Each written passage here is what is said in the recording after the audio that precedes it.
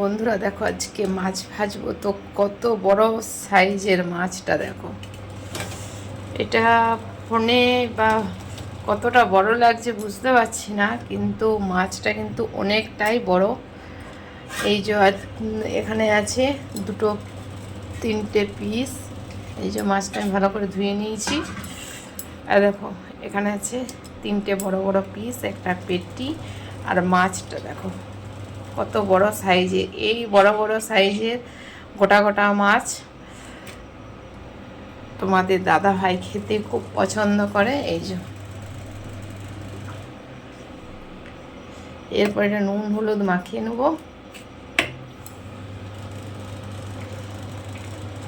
নুন হলুদ মাখিয়ে নিচ্ছি। নুনটা পড়ে গেল গ্যাসের উপরে। আর এখানে হচ্ছে ভাত। তো আমি এবার এটা নুন হলুদ মাখিয়ে আর ভেজে নেব। এই মাছটা খেতে কেমন লাগবে অবশ্যই কমেন্টে জানিও। আর প্লিজ তোমরা আমার পাশে থেকো, সাথে থেকো। ভিডিওগুলো একটু লাইক কমেন্ট শেয়ার করো। এখন মাছটা এবার ভাজি, অনেক দেরি হয়ে গেছে। আবার খাবার সময় দেখাবো।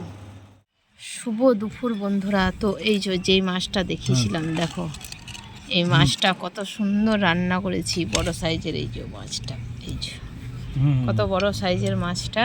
তো শুভ দুপুরের আজকে আমাদের রান্না হয়েছে এই যে ভাত, গরম গরম ধোয়া ওঠা ভাত, আর একটা সব দিয়ে ফুলকপিটার সব দিয়ে তরকারি, মাছের ঝাল দেয়া, একটা আলুর তরকারি আছে, আর এটা কাঁচা টমেটো, ধনেপাতা, লঙ্কা দিয়ে মাখা আছে, আর এটা আছে তো শসা গোল গোল করে কেটে নিয়েছি। আর এই যে আগে বলবে যে পোড়া কড়াই বলো না, কেননা আমার কড়াইগুলো সব রেস্টুরেন্টে ভালো হয়ে গেছে, সেগুলো বেজে বেজে সাদা হচ্ছে।